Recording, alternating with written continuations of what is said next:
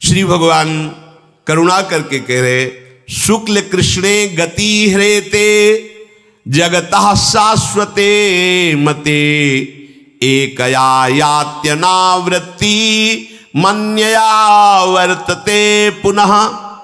शुक्ल और कृष्ण ये दोनों गतियां अनादिकाल से प्राणी मात्र से संबंध रखने वाली मानी गई है।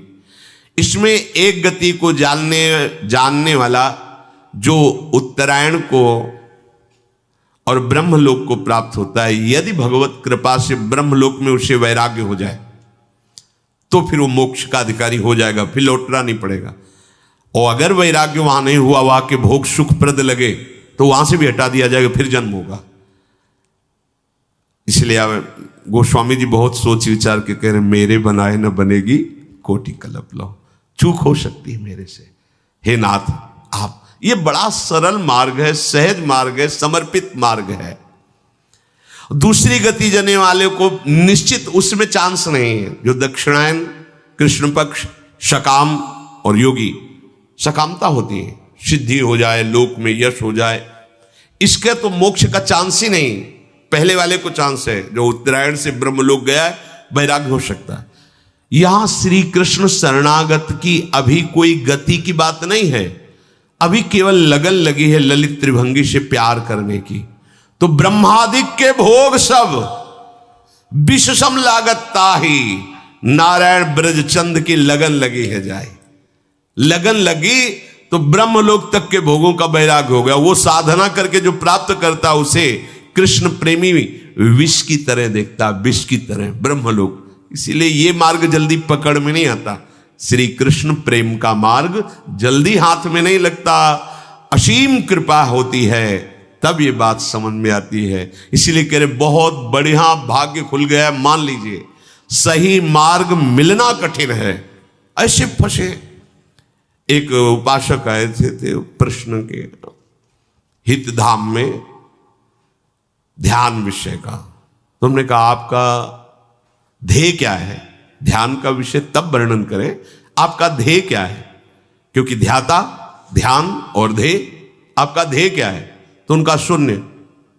आंख मूंदते शून्य की भावना करते।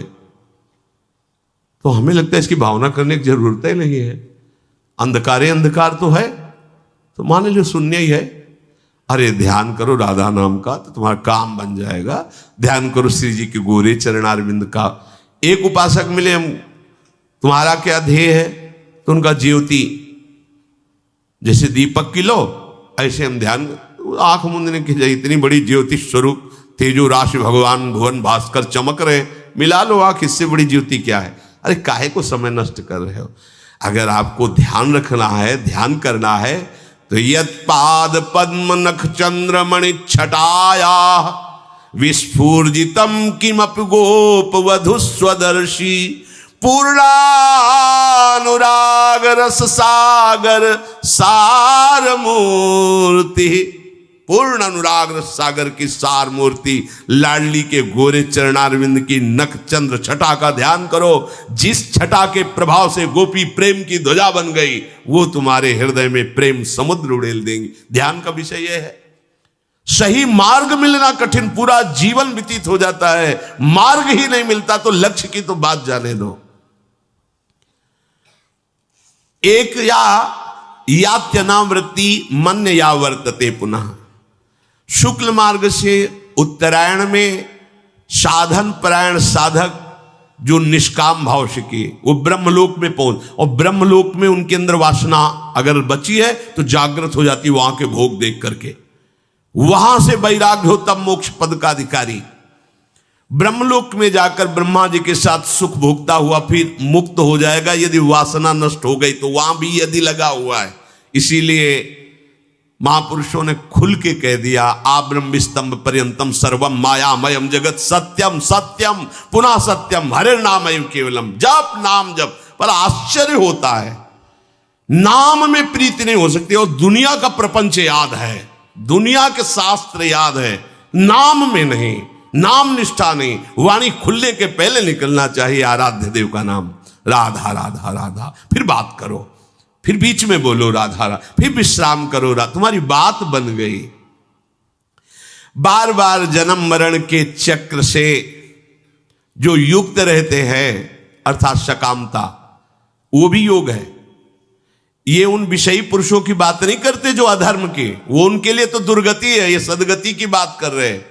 जो धर्म से चलते हैं, शास्त्र सम्मत गृहस्थ का पालन करते हैं, पर कामनाएं हैं भोगों की, उनको ये दक्षिणायन वाला मार्ग मिलता है, फिर उनका जन्म होता है। पर ये जिनकी दुर्गति हो रही उससे करोड़ों गुना बढ़ करके है ये। नैते श्रुति पार्थ जानन्य योगी मुरिहति कश्चन। बहुत बढ़िया बात। तस्मात् सर्वेषु कालेषु योग युक्तो भवार्जुन। हे अर्जुन, इन दोनों मार्गों को जानने वाला कोई भी योगी मोहित नहीं होता। समझ रहे हो? भगवान इशारे में क्या बता रहे हैं? जो इन दोनों मार्गों को जान गया वो इन दोनों से मतलब नहीं रखेगा। भैया ब्रह्मलोक गए और कहीं चकाचौंध में फंस गए तो फिर गड़बड़ हो गया। तो ब्रह्मलोक हम जाएंगे, कोई ब्रह्मा जी से हम पे परिचय थोड़ी बढ़ाना है। हमें तो जिसने ब्रह्मा को भी बनाया उससे परिचय बनाना है। हमें क्यों जाना है ब्रह्मलोक? अच्छा, ब्रह्मा को जिसने बनाया है वो भी जहां कुछ बनना चाहता है, सखी बन करके श्री जी के चरणों में महावर लगाना चाहता है। हम तो वहां की बात जानना चाहते हैं। हमें तो भगवान के बैकुंठ धाम से भी प्रणाम नमस्कार, वहां का भी हमें परिचय नहीं चाहिए। हमें तो अपने श्री स्वामिनी जी के नवनिवृत्त निकुंज का परिचय चाहिए। भाव समझे? भगवान इशारे से कह रहे इन दोनों मार्गों को जो जानता है वो मोहित नहीं होता। सीधे एक, क्योंकि पहला इन मार्गों के वर्णन करने के पहले कहा था कि वो महान परम पुरुष परमात्मा सारे जगत को व्याप्त है, उसको अनन्य भक्ति के द्वारा प्राप्त किया जाता है। तस्मात् सर्वेषु कालेषु योग युक्तो भवार्जुन। इसलिए हर समय योग में युक्त रहे। यहां किस योग की बात कह रहे भगवान? अष्टांग योग, लय योग, हठ योग नहीं। तस्मात् सर्वेषु कालेषु माम निस्मर वाले योग की। जो सतत भजन करता है, तेषाम सतत युक्ता नाम भजताम प्रीति पूर्वकम ददामि बुद्धि योगम तम। इस योग की बात कर रहे हैं। हमारा यह मन और बुद्धि प्रियालाल में समर्पित हो गया। इस योग के बराबर कोई योग नहीं। इतने मार्ग हैं, इतनी सिद्धांत है कि बता रहे टेबलेट जेब में रखना पड़ेगा, सर दर्द हो जाएगा आपको। बस गुरु कृपा पात्र जन को ढूंढना नहीं पड़ता। इसीलिए गुरु का वर्णन किया जाता है कि भाई मेडिकल स्टोर तो भरा हुआ है औषधियों से। हे डॉक्टर, हे वैद्य, तुम हमारी नाड़ी पकड़ो और बोलो कि कौन सी दवा हमारे काम में आएगी। सीधे लिया, खाया, खत्म के। अब खोज दें कि हमारे सर दर्द की दवा इसमें कौन सी है, तो हमारा समय बर्बाद होगा, सर दर्द बढ़ेगा और हम दवा नहीं निकाल पाएंगे। अगर धोखे से कोई इधर उधर टेबलेट खा लिया तो रिजेक्शन भी होगी। रिजेक्शन के तरह एक्शन रिजेक्शन जो भी हो, मतलब वो विरोधी भाव पैदा कर देगा। ऐसे ही शास्त्र को आप मेडिकल स्टोर समझो, दवा खाना भवरोग का, और सदगुरु वैद्य हैं, उनसे दवा लो। तुम स्वयं खोज मत करो, फंस जाओगे। फिर अगर सदगुरु ने दवा निश्चित कर दी तो विश्वास, सदगुरु वैद्य वचन विश्वासा, विश्वास पूर्वक वो दवा खा लो जैसे डॉक्टर पर विश्वास करते हो। और संयम, परहेज, जो विरोधी भाव, विरोधी संग, विरोधी विषय, उनकी आशा मत रखो, उनका संग मत करो तो निकल जाओगे।